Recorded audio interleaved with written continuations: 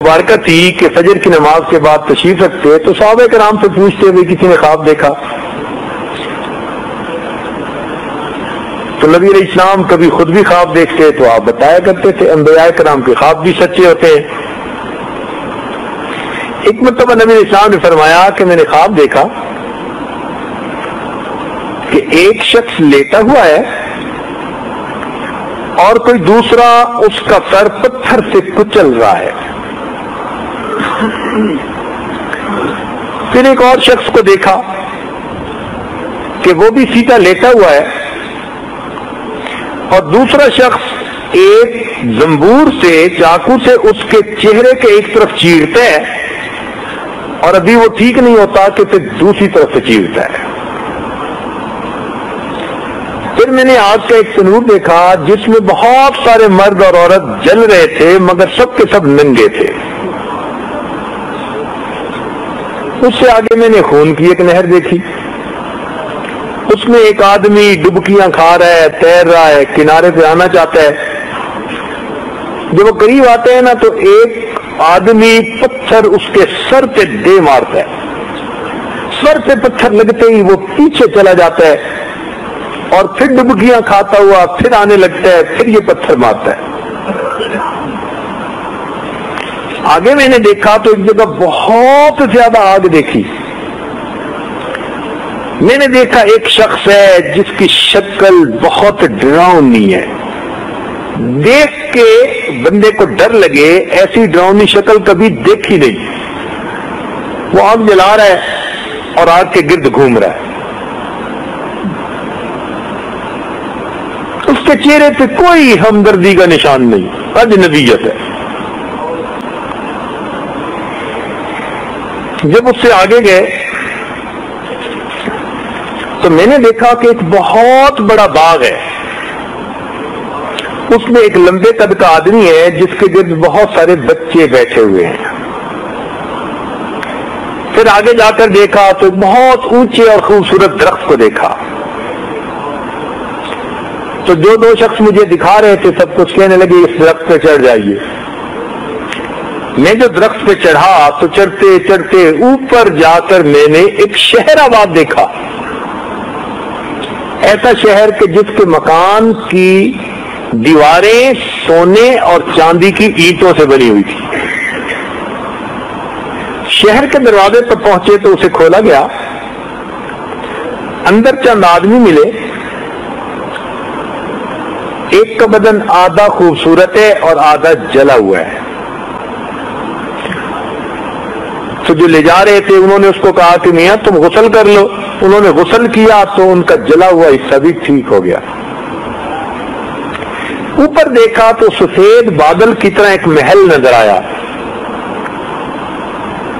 میں نے پوچھا یہ کیا ہے؟ انہوں نے کہا جنت عدن ہے اور وہ دیکھو کہ وہ تمہارا گھر ہے. میں نے اپنا گھر دیکھنا چاہا تو انہوں نے کہا کہ ابھی وقت نہیں آیا,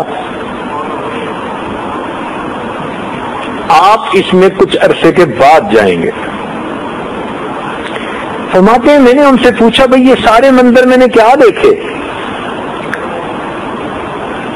تو انہوں نے کہا کہ جس بندے کو آپ نے سب سے پہلے دیکھا کہ لیٹا ہوا ہے اور اس کا سر پتھر سے کچلا جا رہا ہے, یہ وہ بندہ تھا کہ جو صبح کو سویا رہتا تھا اور نماز کو قضا کر دیتا تھا. اس لیے اس کے سر کو کچلا جاتا ہے. سویا ہوتا تھا, اس کی نیند ہی نہیں کھلتی تھی. دوسرا جس شخص کو آپ نے دیکھا کہ اس کے ہونٹ سے اس کے رخسار کو چیرا جا رہا ہے, یہ جھوٹ بولنے والا انسان تھا اور ایک فرشتہ اس کے منہ کو چیرتا تھا اس لیے کہ یہ جھوٹ بولتا تھا. تیسرے جس بندے کو دیکھا کہ وہ خون کی نہر میں یہ سود کھانے والا تھا جو ڈبکیاں لے رہا تھا, اور دوسرا بندہ اس کے سر پہ پتھر مار رہا تھا اس کو سزا دینے کے لیے. پھر آگے آپ نے جس کو دیکھا کہ وہ آگ جلا رہا ہے تو وہ جہنم کا داروغہ مالک تھا جو فرشتہ ہے. اور جب سے وہ پیدا ہوا اور جہنم پہ اس کی ڈیوٹی لگی وہ کبھی ہنسا نہیں ہے، وہ کبھی نہیں ہنسا. اس لیے آپ نے اس کے چہرے کے اوپر بہت ہیبت دیکھی. آگے جو آپ نے باغ دیکھا تو وہ جنت تھی. لمبے قد کے آدمی کو دیکھا وہ ابراہیم خلیل اللہ علیہ السلام تھے. بچوں کو جو دیکھا تو وہ ایمان والوں کی چھوٹی اولاد جو بچپن میں فوت ہو گئے ان کے گرد بیٹھے ہوئے تھے. یہ جو شہر آپ نے دیکھا یہ جنت عدن، اور محل جو دیکھا یہ آپ کا ہے، مگر آپ اس میں کچھ عرصے کے بعد داخل ہوں گے. تو میں نے پوچھا کہ وہ جو خوبصورت بدن والے اور آدھے جلے ہوئے وہ کون تھے؟ تو بتایا گیا کہ یہ آپ کی امت کے گنہگار بندے ہوں گے. یہ پل صراط سے گزریں گے تو ان کے جسم کے کچھ حصے کو جہنم کی آگ جلائے گی، تو یہ نہر حیات ہے. جب یہ اس میں غسل لیں گے تو اللہ تعالیٰ ان کے جسموں کو پھر سلامت فرما دیں گے. تو نبی علیہ الصلوۃ والسلام نے گویا اس زندگی کے نمونے کو خواب میں بھی دیکھا، معراج میں بھی دیکھا. چنانچہ نبی علیہ الصلوۃ والسلام نے معراج میں دیکھا کہ ایک آدمی ہوگا اور فرشتے سونے اور چاندی کی بنی ہوئی گزیں ہوں گی، ان کو جہنم کی آگ کے اندر وہ گرم کریں گے اور ان کے پیشانیوں پر، ان کے پہلوؤں پر اور ان کی پیٹھ کے اوپر داغ لگا رہے ہوں. یہ کون ہے؟ یہ وہ لوگ ہیں جو دنیا میں زکوٰۃ نہیں دیا کرتے تھے. جیسے مولانا حبیب اللہ صاحب دعوت برکاتہم فرما رہے تھے کہ ترتیب اس لیے کہ پہلے ماتھے پہ شکن آتی ہے، تو اس لیے ماتھے سے شروع کریں گے، پھر پہلو پہ، پھر پیٹھ پہ ہوتا ہے. وہی ترتیب جو دنیا میں تھی، سزا کی ترتیب بھی وہی. یہ عجیب بات ہے، سزا میں اور گناہ میں ایک مناسبت اللہ نے رکھی ہوئی ہے. چنانچہ ایک بندے کو میں نے دیکھا کہ جو کھڑا تھا تو دوسرا ایک بندہ آیا، اس نے اس کو رکوع میں جھکایا اور اس کی گردن کے اندر ایک گوشت اس میں گاڑ دیا جس کے اوپر جھنڈا بنا ہوا تھا.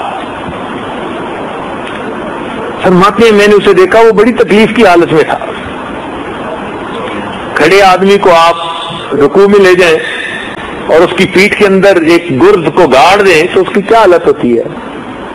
پوچھا کون تھا تو بتایا گیا کہ یہ عہد توڑنے والا، وعدہ خلاف، زبان سے پھر جانے والا. کئی بڑے سمارٹ بنتے ہیں کاروبار میں، زبان دے کے پھرتے ہیں، تو اس کی پیٹھ کے اندر، کیونکہ پھر جانے والا اصل میں دوسرے کی پیٹھ میں چھرا گھونپتا ہے، دوسرے کو دھوکہ دیتا ہے، اس لیے اس کو سزا ویسی دی جا رہی ہے. چنانچہ ایک آدمی کو دیکھا کہ کچھ سونا چاندی قسم کی چیز تھی، وہ گرم ہوئی جہنم کی آگ میں اور اچھلی اور اس بندے کے ساتھ آ کر چپک گئی، جیسے بدن پہ کوئی چیز آ کے لگ جاتی ہے نا. پوچھا یہ کیا؟ کہ یہ چور تھا، جو مال چراتا تھا اس مال کو جہنم میں گرم کر کے اس کے جسم کے ساتھ لگا دیا. چنانچہ غیبت کرنے والے بندے کی مثال جیسے کوئی مردار ہے اور اس مردار کا یہ آدمی گوشت کھا رہا ہے. قیامت کے دن ایک آدمی فالج زدہ حالت میں اٹھایا جائے گا، فالج زدہ. ایک سائیڈ اس کی ہاتھ اور پاؤں ایک سائیڈ کے وہ ناکارہ ہوں گے، تو وہ توازن برقرار نہیں رکھ سکے گا، کھڑا ہوگا گر جائے گا، پھر کھڑا ہوگا گر جائے گا. تو پوچھا گیا کہ یہ کون؟ بتایا جائے گا کہ جو دنیا میں انصاف نہ کرنے والا تھا اس حالت میں اس کو کھڑا کیا گیا. بچوں میں انصاف نہ کرنا، لوگوں میں انصاف نہ کرنا، دو بیویاں ہیں دونوں میں انصاف نہ کرنا، نا انصافی کرنے والا بندہ وہ قیامت کے دن ایسا ہی ہے نا کہ بھئی ایک سائڈ اس کی صحت مند اور دوسری اس کی بیمار ہے، فالج زدہ۔ جو بندہ دنیا کے اندر متکبر بنتا ہوگا، اونچے بول بولتا ہوگا، اس کو اللہ تعالیٰ قیامت کے دن چیونٹی جیسی جسامت عطا کریں گے۔ کیوں؟ تاکہ یہ چلے اور دوسرے لوگ اپنے پاؤں کے نیچے اس کو مسل مسل کے جائیں۔ اللہ تعالیٰ اس کو لوگوں کے پاؤں میں پامال کریں گے اس کے غرور اور تکبر کو توڑنے کے لیے۔